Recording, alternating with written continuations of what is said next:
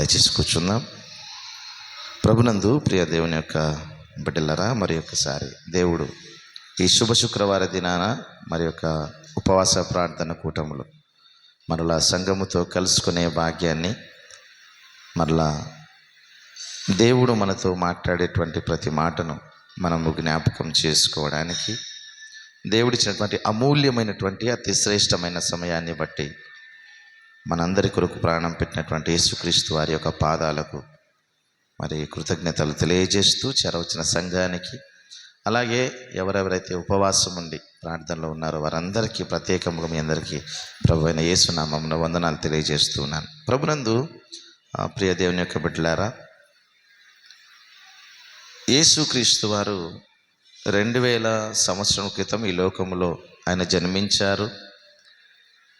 ఆయన జన్మతః పాపము లేనివాడుగా ఉన్నాడు, పరిశుద్ధుడుగా ఉన్నాడు, పవిత్రుడుగా ఉన్నాడు. జన్మలో కూడా పాపము లేదు.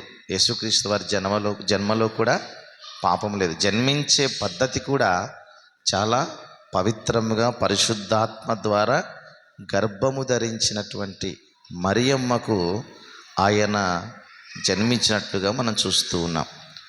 యేసుక్రీస్తు వారి జన్మలో పాపం లేదు, ఆయన జీవించే జీవితంలో పాపం లేదు, ఆయన మరణించేటువంటి మరణములో కూడా పాపము లేదు. కానీ పాపపు శరీరానికి ఆయన శిక్షను విధించుకున్నాడు. ప్రభునందు ప్రియ దేవుని యొక్క బిడ్డలారా, మనము గమనిస్తే యేసుక్రీస్తు వారు జీవించినటువంటి 33.5 సంవత్సరాలలో ఇప్పటిదాకా మనం వాక్యాలు విన్నాం, బైబిల్ చదివాం, అనేక మంది దైవజనుల ద్వారా కూడా మనము వాక్యాలు వింటూనే ఉన్నాం. ఈ వాక్యాన్ని విన్నటువంటి మనం ఎక్కడైనా యేసుక్రీస్తు వారు పాపం చేసినట్టుగా కానీ, లేదంటే ఎవరినైనా దూషించినట్లుగా కానీ, లేదంటే ఎవరి మీదనైనా అసూయతో మరి ఉన్నట్టుగా కానీ ఎక్కడైనా మనం విన్నామా, చదివామా? లేదు ప్రియులారా. అయితే మనం గమనిస్తే పిలాతు ఒక మాట మాట్లాడతాడు. ఏమంటాడంటే, యేసుని సిలువేయండి, సిలువేయండి, సిలువేయండి అని మాట్లాడుతున్నప్పుడు ప్రియులారా, అక్కడ పిలాతు ఆ మాట్లాడేటువంటి మాటను గమనిస్తే ఏమంటాడంటే, వీరు ఈయనను అసూయ చేతనే అప్పగించారు, శిక్ష వేయాలని చూస్తున్నారు అనేటువంటి మాటను కూడా మనం జ్ఞాపకం చేసుకుంటాం. అయితే ప్రియులారా, యేసుక్రీస్తు వారు ఈ లోకంలో మరి జన్మించినప్పటి నుండి ఆయన ఎన్నో సందర్భాలలో ఆయన స్వస్థతలు చేసినటువంటి వాడుగా ఉన్నాడు, అనేక మందికి మేలు చేసేటువంటి వాడుగా ఉన్నాడు. మనం గమనించినట్లయితే మత్తయి సువార్తలో మనం జ్ఞాపకం చేసుకుందాం. మత్తయి సువార్తలో మనము జ్ఞాపకం చేసుకున్నట్లయితే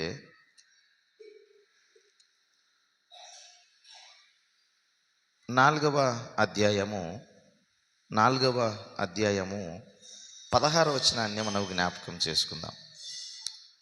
యేసుక్రీస్తు వారు మరి అరణ్యములోనికి శ్రమల చేత కొనుకోబడిన తర్వాత ఆయన మనం గమనిస్తే 12వ వచనం చూస్తే, యోహాను చెరలో ఉంచబడినని యేసు విని గలిలయకు తిరిగి వెళ్ళి నజరేతును విడిచి జబూలూను, నఫ్తాలి అను దేశముల ప్రాంతములలో సముద్ర తీరమందలి కపెర్నహూమునకు వచ్చి కాపురం ఉండెను. యాక్చువల్గా యేసుక్రీస్తు వారు పెరిగినటువంటి ప్రాంతం ఏది? ఆయన పెరిగినటువంటి ఊరు నజరేతు. అందుకే ఆయన నజరేయుడగు యేసు అని కూడా సంబోధిస్తూ ఉంటారు.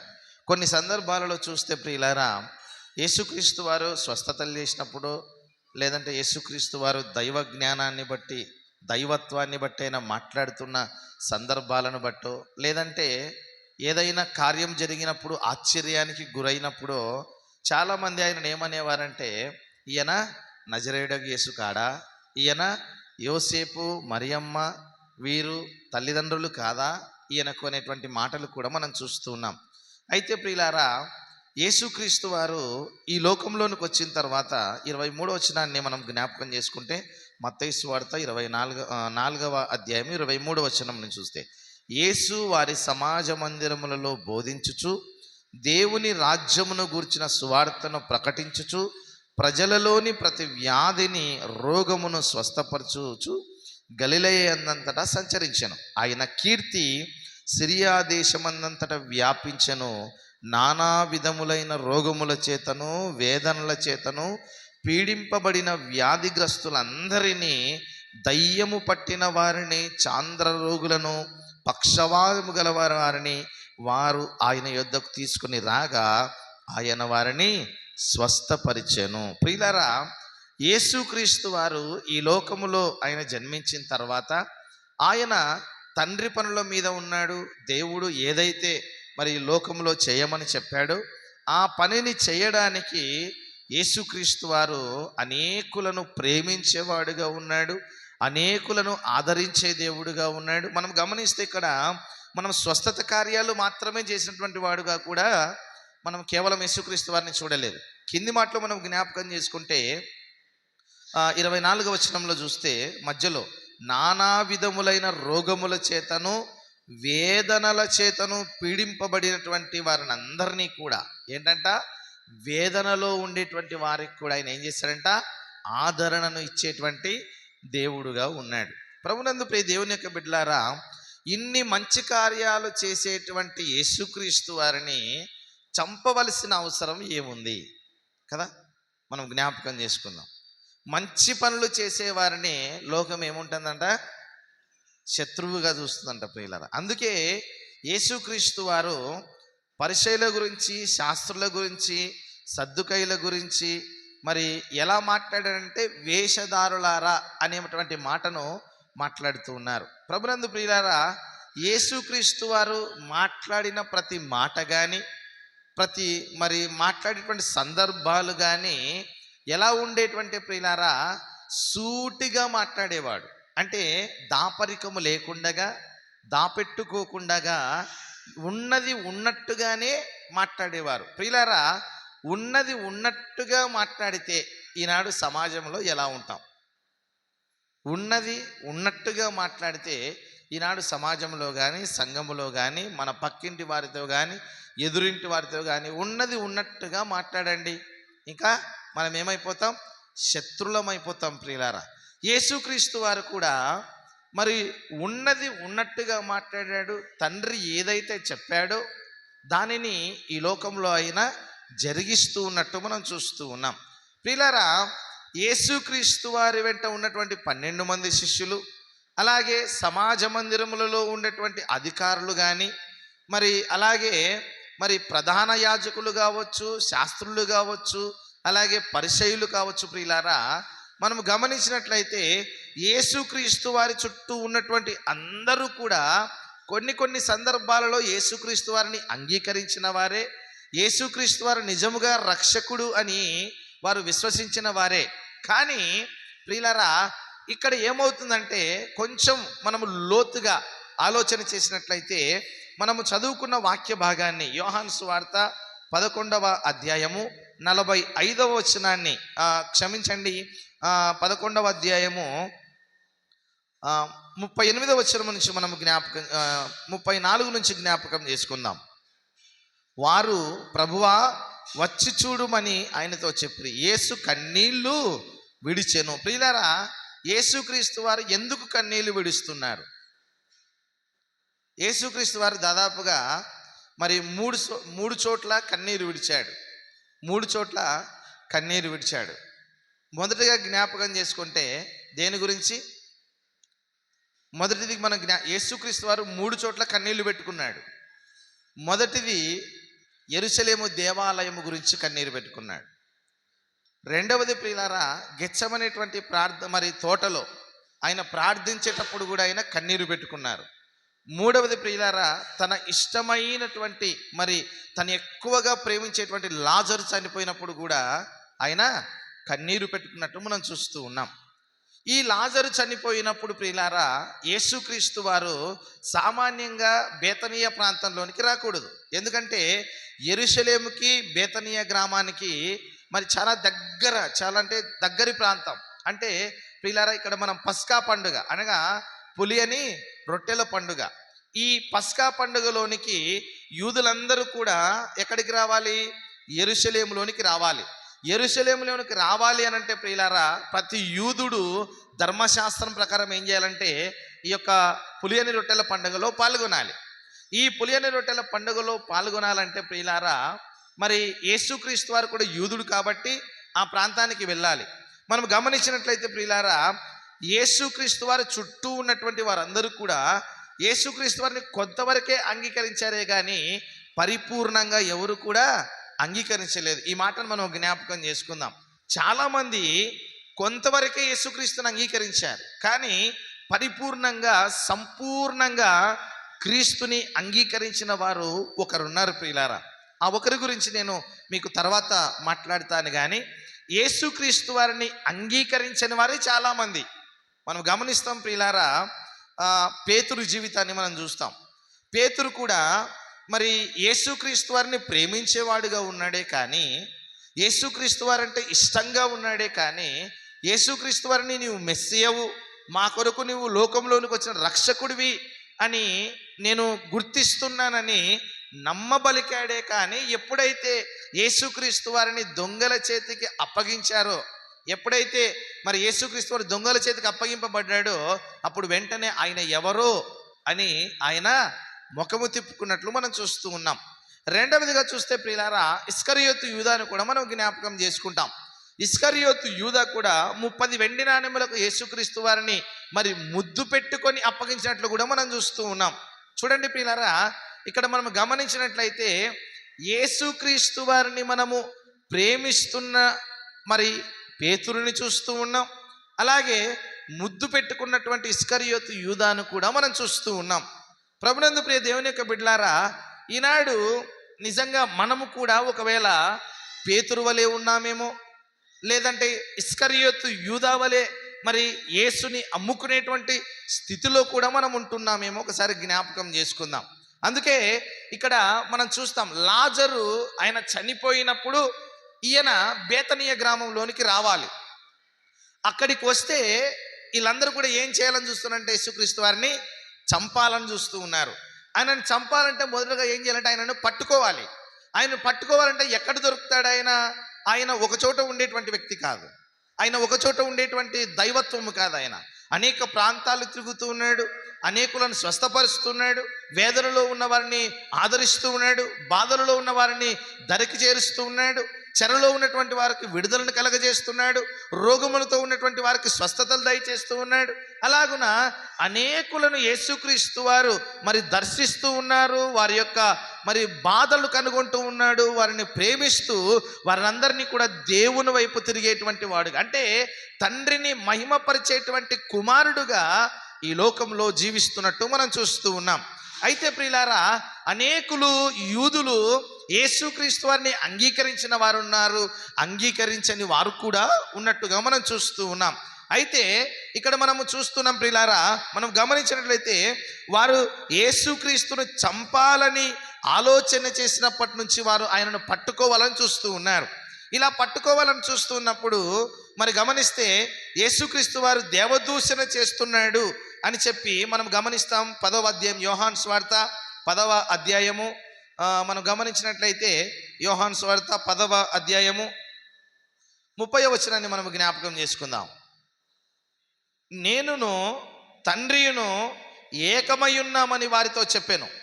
యూదులు ఆయన్ను కొట్టవలనని మరలా రాళ్ళు చేత పట్టుకునగా యేసు, తండ్రి యొద్ద నుండి అనేకమైన మంచి క్రియలను మీకు చూపితిని, వాటిలో ఏ క్రియ నిమిత్తము నన్ను రాళ్లతో కొట్టుదురని వారిని అడిగాను. ప్రభునందు ప్రియులారా, తండ్రి దగ్గర నుంచి నేను అనేక గొప్ప కార్యాలు నేను ఈ లోకంలోని తీసుకొని వచ్చాను, ఎన్నో గొప్ప మాటలు మీతో మాట్లాడాను. మీరు నన్ను రాళ్లతో కొట్టాలని ఆలోచిస్తున్నారే, ఏ క్రియ నిమిత్తం మీరు నన్ను రాళ్లతో కొట్టాలని చూస్తున్నారంటే వాళ్ళు చేస్తున్న మాట ఏంటంటే ప్రియులారా, నేనును తండ్రియు ఏకమై ఉన్నామని నీవు మాట్లాడుతున్నావే, దేవదూషణ చేస్తున్నావు, దేవుణ్ణి దూషిస్తూ ఉన్నావు, దేవునితో నీవు సమానునిగా చేసుకొనిచున్నావు, కాబట్టి నిన్ను మేము రాళ్లతో కొడుతున్నాము అని చెబుతూ ఉన్నారు. మనం గమనించినట్లయితే ప్రియులారా, కింది మాటలో మనం చూస్తున్నాం. అదే కింది మాటలో మనం చూస్తే ప్రియులారా, ఇక్కడ అంటున్నాను, మీరు అందుకు ఇక్కడ అంటున్నాడు చూడండి, దేని నిమిత్తము ఏ క్రియ నిమిత్తము నన్ను రాళ్లతో కొట్టుదరని వారిని అడిగాను. 33వ వచనం, అందుకు యూదులు, నీవు మనుష్యుడవై ఉండి దేవుడనని చెప్పుకొనుచున్నావు గనుక దేవదూషణ చేసినందుకే నిన్ను రాళ్లతో కొట్టుదుము కానీ మంచి క్రియ చేసినందుకు కాదని ఆయనతో చెప్పాను. చూడండి, లోకము ఎంత దుష్ట లోకమో చూడండి ప్రియులారా, ఎంతటి పాపపు లోకమో, ఎంతటి పాపాత్ముల లోకమో మనం ఇక్కడ చూస్తున్నాం. యేసుక్రీస్తు వారు చేసేటువంటి మంచి కార్యాల కోసం వాళ్ళు కొట్టడం లేదంట, కానీ ఏంటంట, నీవు దేవుణ్ణి దూషిస్తూ ఉన్నావు, దేవునితో నీవు సమానముగా చేసుకుంటున్నావు కాబట్టి నిన్ను మేము రాళ్లతో కొడుతున్నామని చెబుతున్నారు. అప్పుడు యేసుక్రీస్తు వారు కూడా ఒక మాట అన్నారు, సరే నేను దేవుణ్ణి నేనును తండ్రియు ఏకమై ఉన్నామని నేను చెప్పినందుకే మీరు కొడుతున్నారే, మరి నేను మిమ్మల్ని దైవములని మిమ్మల్ని అంటుంది కదా, మీరు కూడా దేవుణ్ణి ఎవరైతే ప్రేమిస్తారో, దేవుణ్ణి ఎవరైతే అంగీకరిస్తారో, దేవుని వాక్యాన్ని ఎవరైతే గైకొంటారో, దేవుని ఆజ్ఞల ప్రకారం ఎవరైతే నడుచుకుంటారో మీరు కూడా దేవుని పిల్లలు అని నేను చెప్పాను కదా, మీరు కూడా దైవములే అని చెప్పాను కదా అని అంటారు. చూడండి కింది మాటలో మనం జ్ఞాపకం చేసుకుందాం. 34వ వచనం. అందుకు యేసు, మీరు దైవములని నేనంటిని మీ ధర్మశాస్త్రంలో వ్రాయబడి ఉండలేదా? లేఖనములు నిరర్ధకము కానేరదు కదా. దేవుని వాక్యము ఎవరికి వచ్చెనో వారే దైవములను చెప్పిన ఎడల నేను దేవుని కుమారుడని చెప్పినందుకు తండ్రి ప్రతిష్ఠ చేసి ఈ లోకములోనికి పంపిన వానితో నేను దేవదూషణ చేయుచున్నానని చెప్పుదురా. ప్రభునందు ప్రియులు, ఇక్కడ ఏమన్నాడు చూడండి, మిమ్మల్ని నేను దైవములన్నాను, దేవుణ్ణి ప్రేమించేవారు దైవ కుమారులని నేను అన్నాను. మరి అలాంటి మిమ్మల్నే దైవ కుమారులు అన్నప్పుడు తండ్రి అయినటువంటి దేవుడు సాక్షాత్తు తన కుమారుడైన యేసుక్రీస్తు వారిని ప్రతిష్ఠ చేసి ఈ లోకములోనికి పంపించాడు. ఎందుకు పంపించాడు? అనేకముల పాపముల నిమిత్తమై, ప్రతి మనుష్యుని మీద ఉన్నటువంటి అపరాధము నిమిత్తమై నువ్వేం చేయాలి? ప్రాణత్యాగము చేయాలి. కాబట్టి ప్రాణత్యాగం చేయడానికి వచ్చిన నేను తండ్రితో ఏకమై ఉన్నాను అని చెప్పడం తప్ప? ప్రభునందు ప్రియులరా, ఇక్కడ ఏమన్నాడంట, వారితో యూదులతో మాట్లాడుతున్నాడు, నేను దేవదూషణ చేయుచున్నానని మీరు చెప్పుచున్నారా? నేను నా తండ్రికి చేయని మీరు నన్ను నమ్మకుడి. ఏమంటున్నాడు? నేను నా తండ్రి దగ్గర చేసిన క్రియలు నేను ఏదైనా చేయకపోతే మీరు నన్ను నమ్మొద్దండి. నా తండ్రి దగ్గర నేను ఏ క్రియలైతే చూశానో, ఏమి చేయమని చెప్పాడో వాటిని నేను లోకములో చేస్తూ ఉన్నాను. కాబట్టి మీరు నన్ను ఎందుకు నమ్మకున్నారు? మీరు నన్ను ఎందుకు గ్రహించలేకపోతున్నారు? అందుకంటాడు కదా యోహాను సువార్త 1వ అధ్యాయంలో, తన్ను ఎందరు అంగీకరించిరో వారికి అందరికీ తన కుమారులనుగా అనుగ్రహించడానికి ఆయన ఏం చేశాడంట? అధికారాన్ని ఇచ్చాడు. ఏమిచ్చాడంట? ఎప్పుడు? తనను ఎందరైతే అంగీకరిస్తారో, ఎందరైతే యేసుక్రీస్తు వారిని సొంత రక్షకునిగా హృదయాంతరంగములో నుంచి పూర్ణ హృదయంతో నీవు అంగీకరిస్తావో అప్పుడే నీవు దేవుని కుమారులుగా ఉండడానికి ఆయన అధికారాన్ని ఇస్తూ ఉన్నాడు. అందుకే ప్రియులారా, ఇక్కడ ఏమంటున్నాడంటే, నీవు దేవదూషణ చేయుచున్నావు కాబట్టి నిన్ను మేము చంపుతూ రాళ్లతో కొడుతున్నామని చెబుతూ అప్పటి నుంచి వారు ఏం చేశారంట? ఆయనను చంపడానికి, ఆయన రాళ్లతో కొట్టడానికి ఆయనను వెతుకుతున్నట్టుగా మనం చూస్తూ ఉన్నాం. ప్రభునందు ప్రియులారా, అక్కడి నుంచి ఆయన తప్పించుకొని పోయిననే మాటను కూడా మనం చూస్తాం. కింది మాటలో 39వ వచనంలో చూస్తే, వారు మరలా ఆయనను పట్టుకొన చూచిరి గాని ఆయన వారి చేతుల నుండి తప్పించుకొని పోయెను. ప్రభునందు ప్రియులారా, తప్పించుకుపోయిన యేసుక్రీస్తు వారిని ఇప్పుడు వీరు యూదులు పట్టుకోవాలని చూస్తూ ఉన్నారు. అంటే ముఖ్యంగా ప్రధాన యాజకులు కానీ, పరిసయ్యులు కానీ, శాస్త్రులు కానీ యేసుక్రీస్తు వారిని పట్టుకోవాలని చూస్తూ ఉన్నారు. ఇప్పుడు పట్టుకోవాలని చూడాలంటే ప్రియులారా, యేసుక్రీస్తు వారు దొరకాలి. యేసుక్రీస్తు వారు దొరకాలంటే ఎవడో ఒకడు మనకు సహాయం చేయాలి. ఆ ఒకడు ఎవడు అని అంటే ప్రియులారా, ఆ ఒకడే ఇస్కరియోతు యూదా. ప్రభునందు ప్రియులారా, యేసు వెంటే ఉన్నాడు. యేసు చేసేటువంటి కార్యాలలో పాలు పంపులు పొందాడు. యేసుక్రీస్తు వారు చేస్తున్న ప్రతి కార్యములో ఇస్కరియోతు యూదా ఉన్నాడు. ఇంకా చెప్పాలంటే ప్రియులారా, ఈయన ఎవరో తెలుసా? ఇస్కరియోతు యూదా ఎవరో తెలుసా ప్రియులారా? ఈయన ఆ గుంపులో, ఆ 12 మంది శిష్యులలో ఈయన ట్రెజరర్. అంటే డబ్బు సంచి ఈయన దగ్గరే ఉంటుంది. ఎందుకంటే ఈయన డబ్బుని ప్రేమించేవాడుగా ఉన్నాడు, డబ్బుని ఆరాధించేవాడుగా కూడా ఉంటూ ఉన్నాడు.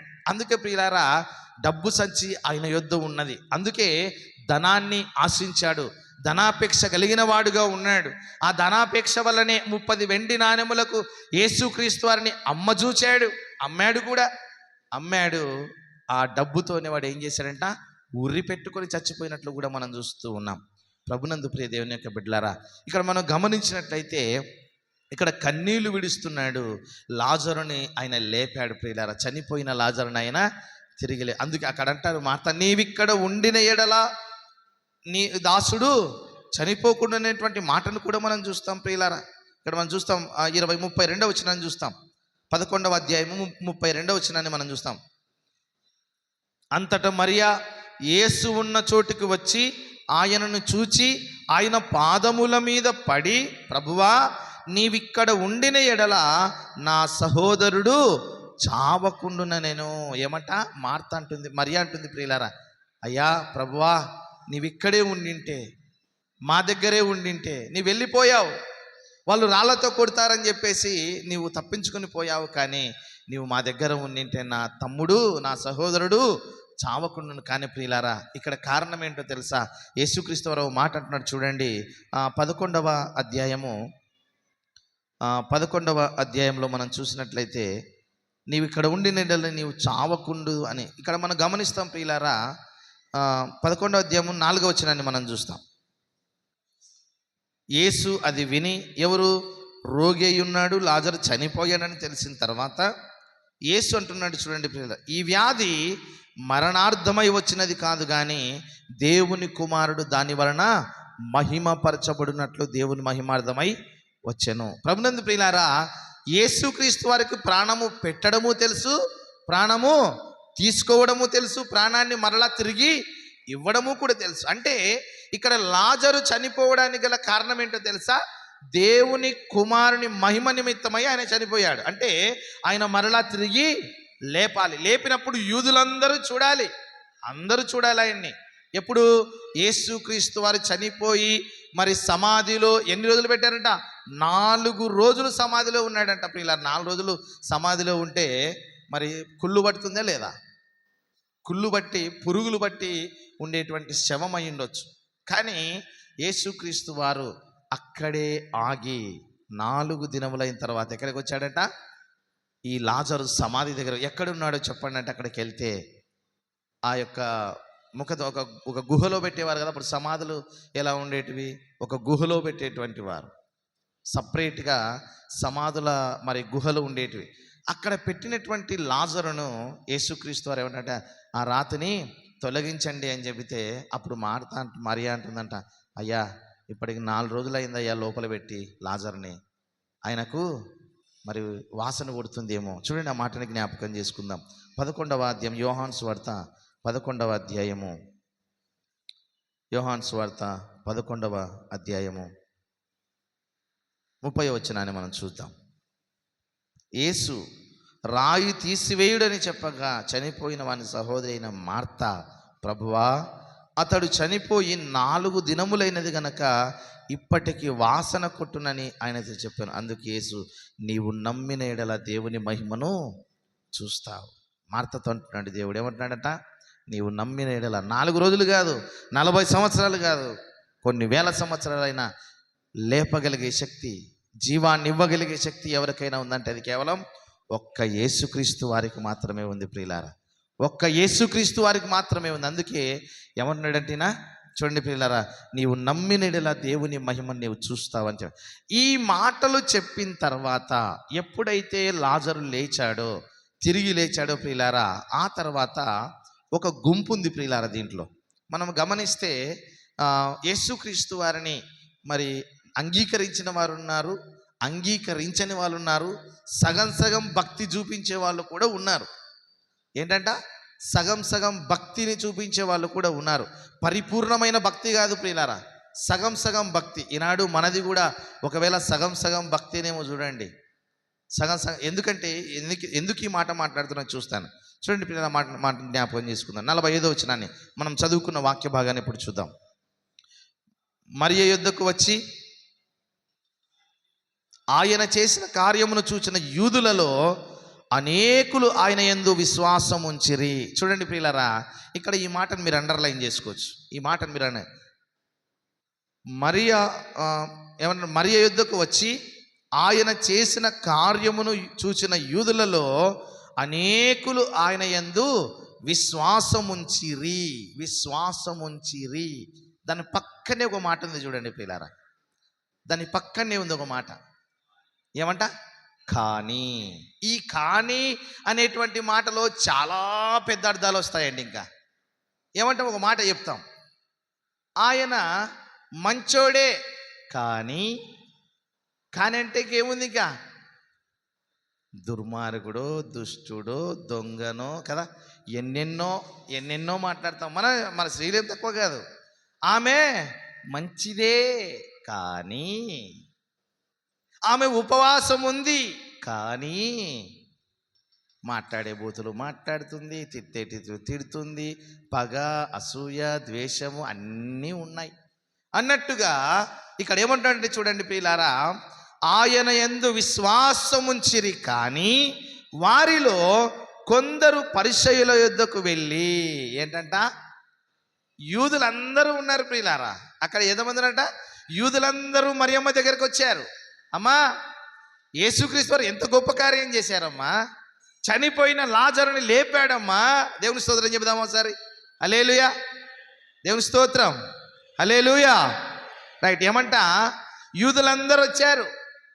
యేసుక్రీస్తు వారు చేసిన గొప్ప కార్యానికి వాళ్ళు ఏం చేశారంట? విశ్వాసం ఉంచారంట ప్రియులారా. ఏంటంట? విశ్వాసం. ఇప్పుడు మనము పేతురుని, అలాగే ఇస్కరియోతు యూదాను, అలాగే పరిసయ్యులు, శాస్త్రులు, ప్రధాన యాజకులు పర్టికులర్గా యేసుక్రీస్తు వారిని చంపాలి అని ఆలోచించినటువంటి బ్యాచ్ ఇదంతా కూడా. ఏంటంట? ఎవరెవరు చెప్పండి, నోలు తెరిచి చెప్పండి. మీరు ఏదైనా చెప్తేనే నాకు అర్థమవుతుంది, మీకు అర్థమవుతుంది అనేది. యేసుక్రీస్తుని చంపాలని చూసిన వారు ఎవరెవరంట? పరిసయ్యులు, శాస్త్రులు, ప్రధాన యాజకులు, ఇస్కరియోతు యూదా. పేతురు కూడా తప్పించుకొని పోయినాడు కదా. అంటే శిష్యులు కూడా చెదిరిపోయినారు. యేసుక్రీస్తు ముందే చెప్పారు, మీరు అభ్యంతర పడతారు నా గురించి అంటాడు. ఏమంటాడు?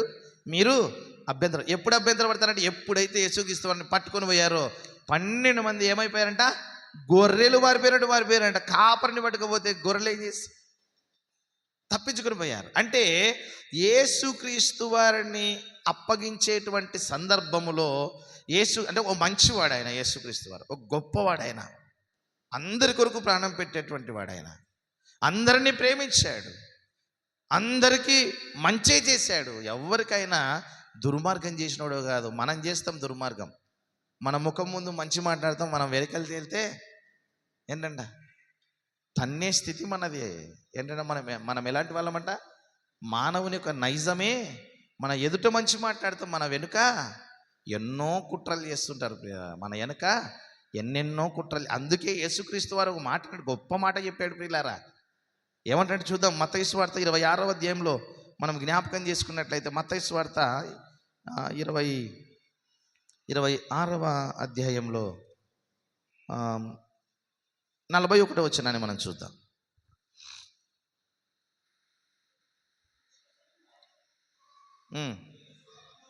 మీరు శోధనలో ప్రవేశించకుండానట్లు మెలకువగా ఉండి ప్రార్థన చేయుడి. ఆత్మసిద్ధమే కానీ శరీరము బలహీనమని ఎవరితో చెప్తున్నాడంట? పేతురుతో చెప్తున్నాడంట. చూడండి, ఎవరితో చెప్తున్నాడంట? మరలా దేవునికి తెలుసు పేతురు ఏం చేస్తాడనేది కూడా. దేవునికి, యేసుక్రీస్తు వారికి తెలుసు. నేను నిన్ను ఎరుగనని ముమ్మారు చెప్పు వరకు కోడి కూయదు. ఎవరికి భయపడుతున్నాడు ఇప్పుడు పేతురు? అధికారులకు భయపడుతున్నాడండి. ఎవరికి భయపడుతున్నాడు? ఇప్పుడు నేను యేసుక్రీస్తు వారితో ఉన్నటువంటి శిష్యున్నే, ఏంటంట? నేను శిష్యున్నే అన్నాడు అనుకోండి, ఏం చేస్తారు? ఎత్తుకెళ్ళి చెరలో వేస్తారు. ఇప్పుడు ఎవరికి భయపడుతున్నాడు ఈయన? అధికారులకు భయపడుతున్నారు. అందుకొరకే ఏమన్నాడు? మీరు శోధనలో ప్రవేశించకున్నట్లు మెలకువగా ఉండి. ఏం మెలకువ? పొద్దు సమానం పడుకొని లేచి కళ్ళు తెరుచుకొని చూడమని కాదు. మన ముందు మాట్లాడేవాడు మన వెనక ఏం మాట్లాడుతున్నాడో కూడా మీరు ఎలా ఉండాలంట? జాగ్రత్త కలిగి ఉండండి. జాగ్రత్త. ఎందుకంటే లోకము ఎవరి ఆధీనంలో ఉందంట? అపవాది ఆధీనంలో ఉంది.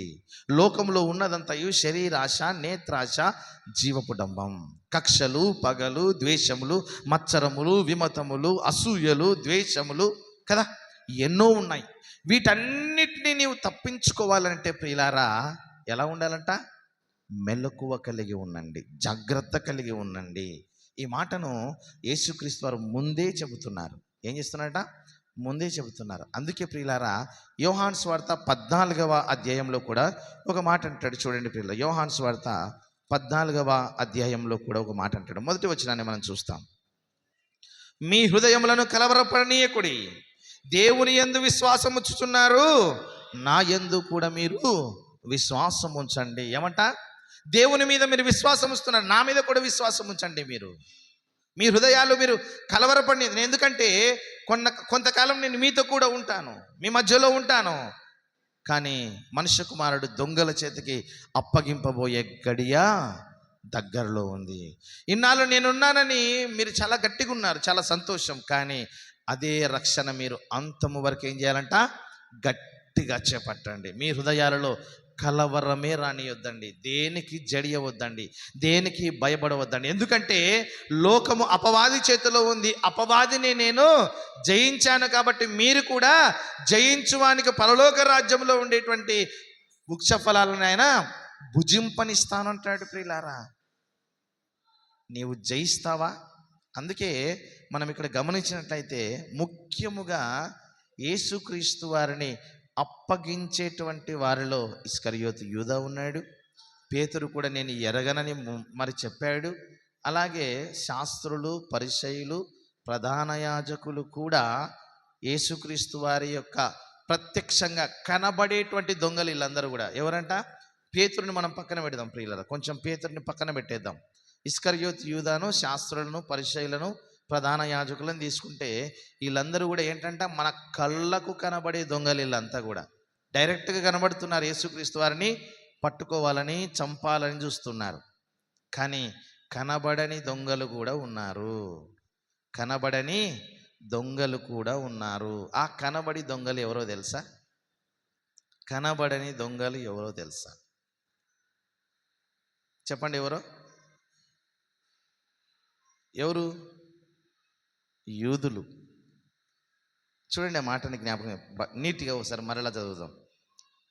మరియ యొద్దకు వచ్చి ఆయన చేసిన కార్యములను చూచిన యూదులలో అనేకులు ఆయన యందు విశ్వాసముంచిరి. కానీ అనేకులైన యూదులు యేసుక్రీస్తు వారి మీద విశ్వాసం ఉంచారు. కానీ ఆయన దేవుడు, ఆయన దేవుని కుమారుడు, ఆయన రక్షకుడు, ఆయన నజరేయుడు యేసు, ఆయనే లోకం మీద ఉన్న ప్రతి పాపమును తీసివేసేవాడు అని అనేక మంది యూదులు విశ్వసించారు. కానీ విశ్వసించిన వారిలోని కొందరు ఏంటంట? ఇప్పుడు ఇక్కడ ఉన్నామండి, మనమందరం ఉన్నాం. నిజంగా దేవుని నా హృదయపూర్వకంగా అంగీకరిస్తున్నామన్న వాళ్ళు చేతులు ఎత్తండి ఒకసారి. చూడి, మీరే ఎత్తడం లేదు. ఇప్పుడు దొంగలు ఎవరు అనుకోవాలి? ప్రియులారా, యేసుక్రీస్తు వారిని నిజంగా నా సొంత రక్షకుడు ఆయన నీవు అంగీకరిస్తున్నావా?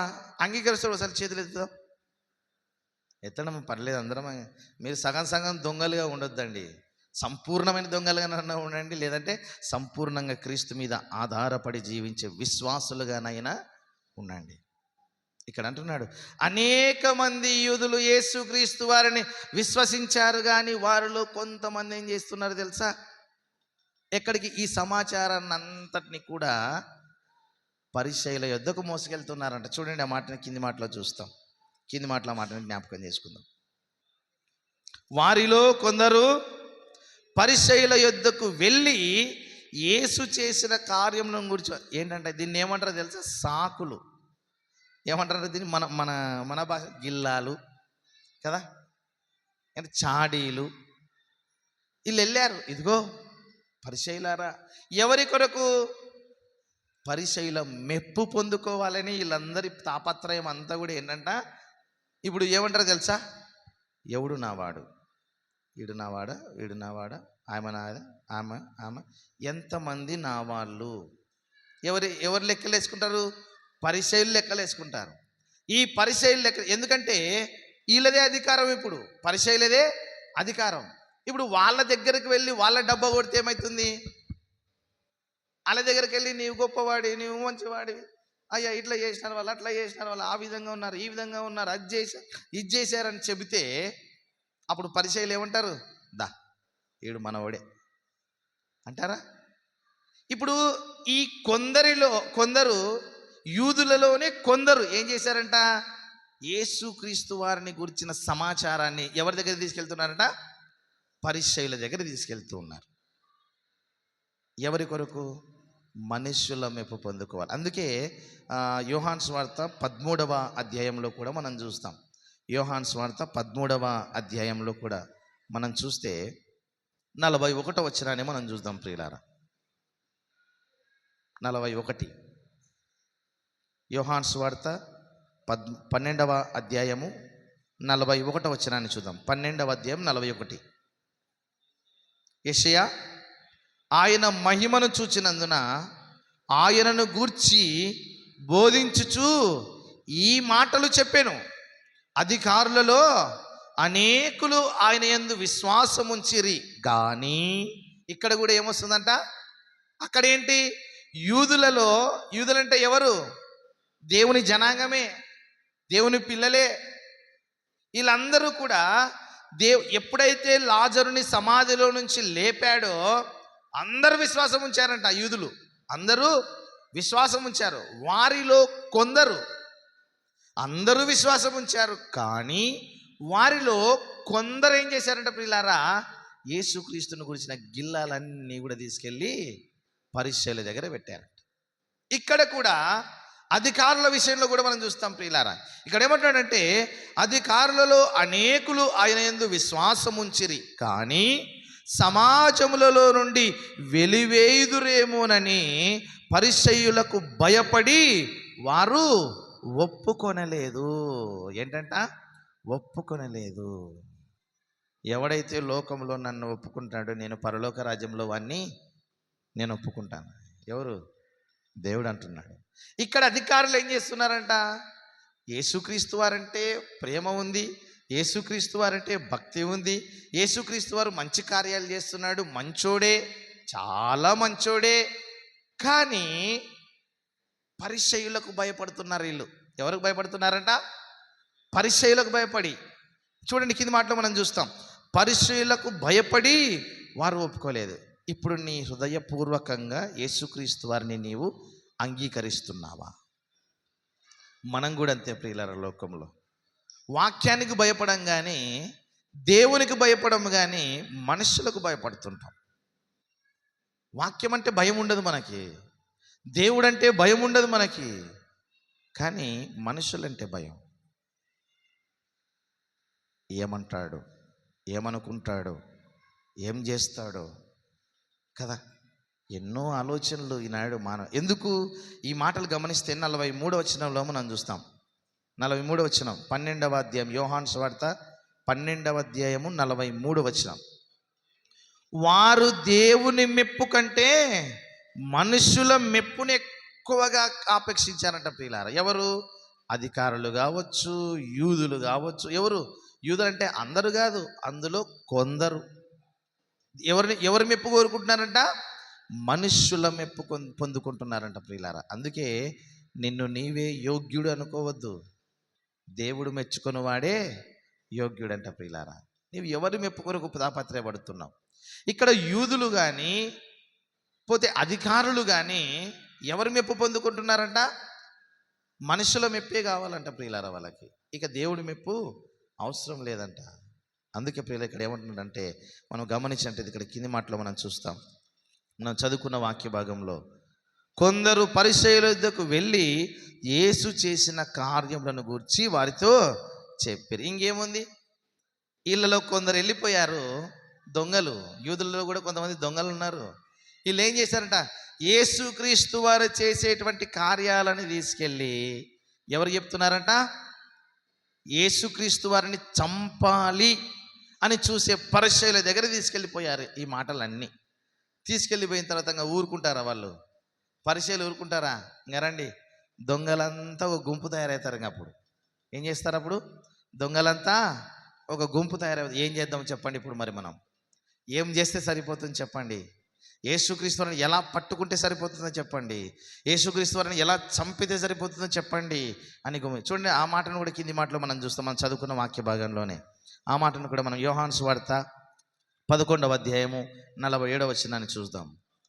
కాబట్టి ప్రధాన యాజకులను పరిసయ్యులను మహాసభను సమకూర్చి, ఇప్పుడు ఏం చేస్తున్నారంటే ఇంకా వీళ్ళు చెప్పిన మాటను తీసుకొని మహాసభ, ఒక గుంపు ఏం చేస్తున్నారంట, ఒక గుంపు ఏర్పాటు చేసుకొని మాట్లాడుకుంటున్నారంట. వాళ్ళు ఏమన్నా, మనం ఏమి చేయుచున్నాం, మీరు అక్కడ చూస్తున్నారే, యేసుక్రీస్తు వారు స్వస్థతలు చేస్తున్నాడు, మంచి కార్యాలు చేస్తున్నాడు, మంచి మాటలు మాట్లాడుతున్నాడు, అనేకుల దగ్గర మరి ఆయన పేరు ప్రఖ్యాతలు గాంచుతూ ఉన్నాడు, ఆయన పేర్లు మరి అనేకులు వచిస్తున్నారు, ఎన్ని కార్యాలు చేస్తున్నారే, మనమేం చేస్తున్నాం? ఇంకా చెప్పాలంటే 12వ అధ్యాయంలో చూస్తాం, యోహాను సువార్త 12వ అధ్యాయం 19వ వచనాన్ని మనం చూస్తాం. కావున పరిసయ్యులు ఒకరితో ఒకరు మన ప్రయత్నములు ఎట్లు నిష్ప్రయోజనం అయిపోయానో చూడండి. ఇదిగో లోకము ఆయన వెంట పోతుంది. మనం పరిసయ్యులము, బలం కలిగిన వాళ్ళమే, ప్రధాన యాజకులమే, ప్రజలందరూ మనం చెప్పిన మాట మీద నిలబడాలి, దేవుని మరి ధర్మశాస్త్రం మీదనే ఆధారపడి ఉండాలి కదా, మనం కదా అధికారులం, మనం కదా ప్రధాన యాజకులం, మనం చెబితే జరగాలి కదా, మేం చెబితే వినాలి కదా అని చెప్పుకుంటూ మనం ఎన్ని ప్రయత్నాలు చేసినా కూడా ఏమైపోతుంది ఇంతకీ? లోకం చూస్తే, లోకం అంటే ఎవరు? మనమే. మనమందరం ఎవరెంట వెళ్తున్నామంట? యేసుక్రీస్తు వెంట వెళ్తున్నారే. ఏం చేయాలో చెప్పండి? సభ ఏర్పాటు చేసుకున్నారంటండి వీళ్ళు. ఏర్పాటు చేసుకున్నారట? సభ. ఏమని? కేవలం యేసుక్రీస్తు వారి మీద అసూయ చేతనే, అంతే, అసూయనే.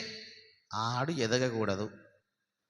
మనం కూడా అంతే కదా, ఎదుటివాడు పెరుగుతున్నాడు, మనకి పేరు వస్తుంది, వారు బాగున్నాడు, 10 మంది వాణ్ణి కొనియాడుతున్నారు అని అంటే అయిపోతుంది, మనకు వస్తుంది కదా. లోపల అపవాది చిచ్చు పెట్టేస్తాడు ఇక మనకి. వెంటనే ఆడు ఎదగనీయకుండా చూడాలా, ఆడు బలపడకుండా చూడాలా కదా, ఇలాంటి ఆలోచనలు వస్తాయి. అందుకే ప్రియులారా, ఇక్కడ ఏమంటున్నాడంటే మహాసభను సమకూర్చి మనం ఏమి చేయుచున్నాము, ఈ మనుష్యుడు అనేకమైన సూచక క్రియలు చేయుచున్నాడే, మనం ఆయనను ఇలాగూ చూచుచూ ఊరుకుండి నేడల అందరూ ఆయన యందు విశ్వాసం ఉంచుతారు. ఇప్పుడు ప్రజలందరినీ కూడా ఎక్కడికి వెళ్ళి తిప్పుకోవాలి? మన వైపు తిప్పుకుందాం. మనం ఏం చేయకుండా ఇలాగే చేతగాని వాళ్ళలా ఉంటే అందరూ యేసుక్రీస్తు వారు వెంట వెళ్తారు. చూడండి, ఇంకా ఏం చేయాలో మీరే చెప్పండి అని ఏం చేస్తున్నారంట? దొంగలంతా గుంపు కూడి సభ ఏర్పాటు చేసుకొని ప్రధాన యాజకులు పరిసయ్యులు ఏం చేస్తున్నారంట? కూర్చొని మాట్లాడుకుంటున్నారంట. ఈ మాటల గురించి మాట్లాడుతున్నారంట. ఏం మాట్లాడుతున్నారు? ఈ మాటల గురించి మాట్లాడుతున్నారు. ఏం చేద్దాం, యేసుక్రీస్తుని ఎలా చంపుదాం? ఏమండి, మనం కూడా అంతే. ఈ లోకంలో మనం తక్కువలేము. మనం ఇక్కడ ఉన్న వాళ్ళలో ప్రియులారా, ఎంతమంది యేసుక్రీస్తు వారిని మీరు సొంత రక్షకుడిగా అంగీకరిస్తున్నారంటే, ఎత్తితే ఏమంటాడో సార్, ఎత్తకపోతే ఏమంటాడోనని చాలామంది లోపల మదన పడుతూనే ఉన్నారు. మీరు మనుషుల మెప్పు కొరకు కాదు ప్రియులారా, దేవుని మెప్పు కొరకు మనం జీవించాలి. దేవుని కొరకు మాత్రమే జీవించాలి. ఈ యూదులందరూ యేసుక్రీస్తు వారి మీద విశ్వాసం ఉంచారే కానీ వారిలో కొందరు దుష్టులు ఉన్నారు, దుర్మార్గులు ఉన్నారు, అన్యాయస్తులు ఉన్నారు. మనుషుల మెప్పు కొరకు మరి నిరపరాధి అయిన యేసుక్రీస్తు వారిని కూడా అప్పగించే స్థితికి వెళ్ళిపోయారు. ఏం చేస్తాం? ఇస్కరియోతు యూదాను చూస్తాం. 30 వెండి నాణ్యములకు ఆశపడ్డాడే కానీ అనుభవించాడా? ఆ 30 వెండి నాణ్యాలు తీసుకొని అనుభవించాడంటే అనుభవించలేదే. ఉరి పెట్టుకొని చనిపోయాడు. ఈనాడు అన్యాయంగా సంపాదించేదే కానీ, అన్యాయంగా మాట్లాడే ప్రతి మాటకు నీవేం చేయాలో తెలుసా? దేవుని దగ్గర నీవు లెక్క చెప్పాలి, ప్రతి మాటకు లెక్క చెప్పాలి. అందుకే పిలాతు అంటాడు, వీళ్ళు అసూయ చేతనే అప్పగించారేనని. పిలాతుకి ఇష్టం లేదు ఆయనను శిక్షకు అప్పగించడానికి. పిలాతుకి అస్సలు మనసు ఒప్పడం లేదు, దీనిలో ఎలాంటి దోషము నాకు కనబడడం లేదని పిలాతు కూడా మాట్లాడతాడు. వీళ్ళకెందుకు అంత కక్ష అంటే, మాకంటే గొప్ప పేరు తెచ్చుకుంటున్నాడు, ఈయన దేవదూషణ చేస్తున్నాడు. నేను తండ్రి ఏకమై ఉన్నామని చెప్తున్నాడు. అబ్రహాము పుట్టక మునిపే నేనున్నానంటాడు. నేను యూదులకు రాజునంటున్నాడు. పిలాతు అన్నాడు, నీవు యూదులకు రాజువా? నీవన్నట్టే. ఏమంటాడు? నీవన్నట్టే. చూడు, నిన్ను శిక్షించడానికి, నిన్ను విడిపించడానికి నాకు అధికారం కలదంటే యేసుక్రీస్తు అంటాడు, పైనుంచి అధికారం ఇస్తే కానీ ఎవడు ఏం చేయలేడు. తండ్రి అయిన దేవుడు ఇవ్వాలి అధికారం. అందుకే ప్రియులారా, ఈ లోకములో దేవుని మీద ఆధారపడి జీవించే పిల్లల విషయంలో దేవుని కృప తప్ప నిన్ను మనుషుల యొక్క నాశనం ఏమీ కూడా చేయలేదు. ఎప్పుడు తెలుసా? దేవుని మీద ఆధారపడి ఉన్నప్పుడు, క్రీస్తును నీవు అంగీకరించినప్పుడు, క్రీస్తు మీదనే నీవు ఆధారపడినప్పుడు, ఎవరు ఎన్ని కుట్రలు చేసినా, నీ మీద కానీ, నీ కుటుంబం మీద కానీ, నీ బిడ్డల మీద కానీ ఎవరు ఎన్ని కుట్రలు చేసినా ఫలించవు. ఎప్పుడు? నీవు దేవుని చేతిలో ఉన్నప్పుడు, నీ కుటుంబం దేవుని యొక్క అరచేతిలో ఉన్నప్పుడు నిన్ను ఏది చేయలేదు. అందుకే అంటాడు, ఏమంటాడంటే, నీకు పైనుంచి అధికారం ఇవ్వగలిగితే కానీ నీవు నా మీద అధికారం చెలాయించలేవు. ప్రభునందు ప్రియులారా, అందుకే పిలాతును కూడా మనం చూస్తాం. పిలాతు భార్య కూడా అంటుంది, ఆ నీతిమంతుని జోలికి వెళ్ళొద్దు, ఆ నీతిమంతుని జోలికి నీవు వెళ్ళొద్దు. ఈయననేమో తప్పించడానికి చాలా ప్రయత్నాలు చేస్తాడు, కానీ చివరికి అల్లరి ఎక్కువ అవుతున్నదని చెప్పేసి మనుషులను, అధికారుల మెప్పు కొరకు, ఎక్కడ నేనని సిలువ వేయకపోతే నా అధికారం గవర్నర్లో నుంచి నన్ను తీసేస్తారేమోనని పిలాతు కూడా చివరికి ఏం చేశాడు? యూదుల చేతికి అప్పగించేశాడు.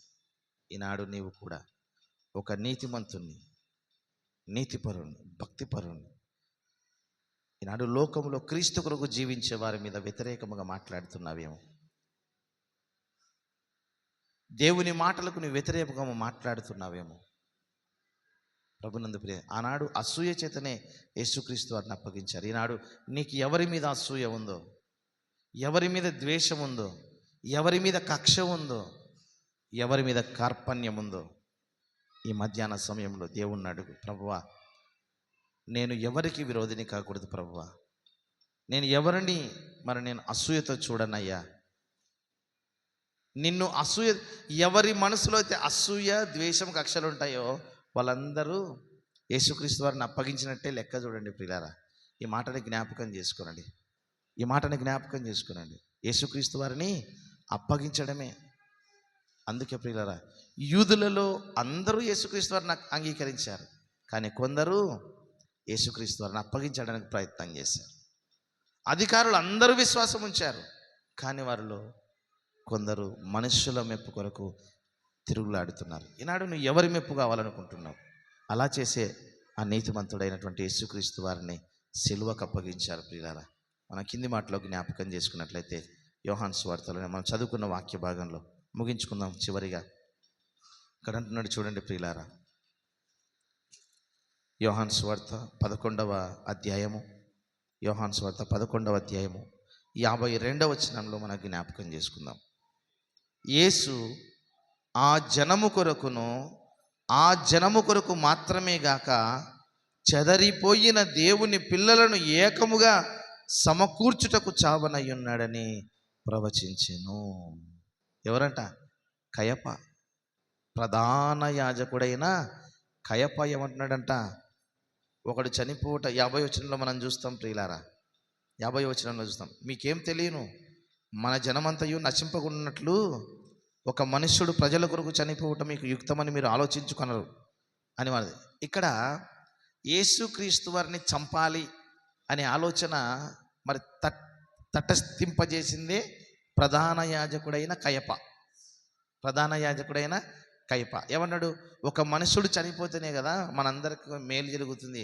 కానీ ఇక్కడ యేసుక్రీస్తు వారు ఎందుకు ఈ లోకంలోకి వచ్చాడంటే, తన జనము కొరకు మాత్రమే కాక చెదరిపోయిన పిల్లలందరూ, అంటే అన్యులు కానీ ఎవరైనా కానీ తన పిల్లలతో ఏకము చేసుకోవడానికైనా ఈ లోకంలోనికి వచ్చాడు. పిల్లారా, ఈనాడు నువ్వు ఆ గుంపులో ఉంటావా, ఈ గుంపులో ఉంటావు? ఏ గుంపులో ఉంటావు? అవిశ్వాసుల గుంపులో ఉండి యేసుక్రీస్తు వారిని అన్యాయముగా అక్రమముగా అసూయ చేత అప్పగించిన గుంపులో ఉంటావా, లేదా విశ్వాసులముగా నాకు ఏమి జరిగినా దేవుని కృపనే అని అనుకొని క్రీస్తు యొక్క అడుగుజాడల్లో నడుస్తావా? ప్రభునందు ప్రియ దేవుని యొక్క బిడ్డలారా, అందుకే కదండి ఆయన శరీరం మన కొరకు నాగలి చాలవలే దున్నబడిందంట. మన పాపముల నిమిత్తం, మన అపరాధముల నిమిత్తం మనం చచ్చిన వారమై ఉన్నప్పుడు ఆయన క్రీస్తుతో కూడా మనలను లేపునంటున్నాడు. ఈనాడు క్రీస్తుతో నువ్వు లేపబడతావా? నిన్ను బ్రతికించాడు దేవుడు, నిన్ను లేపాడు, నిన్ను జీవంలోనికి నడిపించాడని నీవు విశ్వసించగలుగుతున్నావా? అలా విశ్వసించగలిగితే ప్రార్థన చేద్దాం. అందరూ కూడా మోకరించి కళ్ళు మూసుకుందాం. అందరూ కూడా మోకరిస్తాం. మనం ఏ గుంపులో ఉంటూ ఉన్నాం? యేసుక్రీస్తు వారిని అంగీకరించినటువంటి మరి యూదులు, కొంతమంది యూదులు ఉన్నారు, ఆ గుంపులో మనం ఉన్నామా? లేదా విశ్వాసం ఉంచినటువంటి గుంపులో మనం ఉంటున్నామా? ఏ గుంపులో ఉంటున్నాం? ఈ సిలువ శ్రమల ధ్యానాలలో క్రీస్తుని ఎంతో అసూయ చేత అప్పగించిన వారు ఉన్నారు. ఈనాడు నీలో కూడా అలాంటి పగలు, ద్వేషములు, కక్షలు, క్రోధములు, విమతములు ఏవైనా ఉంటే ఇక తీసేసుకో. ప్రభువా, నీలాంటి ప్రేమ నాకు కావాలి నాయన, నీలాంటి కృప, నీవు నాకు అనుగ్రహించే కృప నాకు కావాలి ప్రభువా. ఇక నాకు ఏది అక్కర్లేదు నాయన. ఎదుటి వాళ్ళ మీద ద్వేషం నాకు అవసరం లేదు, ఎదుటి వాళ్ళ మీద కక్ష నాకు అవసరం లేదు. నేను అలా ఉంటే ప్రభువా, నేను కూడా ఒక ఇస్కరియోతు యూదలాగా అవిశ్వాసుల వలె, యూదుల వలె ఉంటానేమో ప్రభువా. అలా ఉండకూడదు నాయన. నేను నీ కొరకు నేను సాక్షిగా జీవించాలనుకుంటున్నాను. ప్రార్థన చేద్దాం. అందరూ కూడా మోకరిద్దాం. అందరూ కూడా మోకాళ్ళ మీద ఉండి ప్రభుతో మాట్లాడదాం. అందరూ కూడా మోకరించి కళ్ళు మూసుకుందాం. ప్రభుతో మాట్లాడదాం. యేసుక్రీస్తు వారి సిలువ త్యాగాన్ని జ్ఞాపకం చేసుకుంటూ ఆయన ఎన్నో చిత్రహింసలకు గురి చేశారు, పిడిగుద్దులు గుద్దారు, ఆయన మొహం పైన ఉమ్మి వేశారు, తన తలపై ముళ్ళ కిరీటాన్ని పెట్టారు. మన కొరకు ఆయన రక్తం యెరూషలేము పురవీధులలో దారలు దారలుగా కార్చబడుతున్న యేసుక్రీస్తు వారి రక్తం వైపు చూస్తావా? ఇకనైనా నీ జీవితాన్ని మార్చుకుంటావా? ఒక నీతిమంతుణ్ణి అప్పగించినటువంటి వారి గుంపులో నీవు ఉంటావా? లేదా యోహాను వలె చివరి వరకు యేసుక్రీస్తు వారి యొక్క సిలువ దగ్గరే నిలబడి ఉన్నటువంటి యోహాను వలె ఉంటావా? అమ్మా, అయ్యా, ఇకనైనా క్రీస్తు వైపు చూద్దాం. ప్రభువా, నేను నీ గుంపులో ఉంటానయ్యా, విశ్వాసుల గుంపులో ఉంటానయ్యా, ప్రార్థనా పరుల గుంపులో ఉంటానయ్యా. ఇదిగో పేరు కోసము, ప్రఖ్యాతల కోసము, మనుషుల మెప్పు కొరకు నేను తిరగనయ్యా. అటు ఇటు నేను తిరిగేవాడని కాదు నాయన. నాకు నీ ఉంటే నాకు చాలు యేసయ్యా, అంతకంటే నాకు ఏది అక్కర్లేదు ప్రభువా. ప్రార్థన చేద్దాం. అందరూ కూడా ప్రార్థనలో ఉందాం.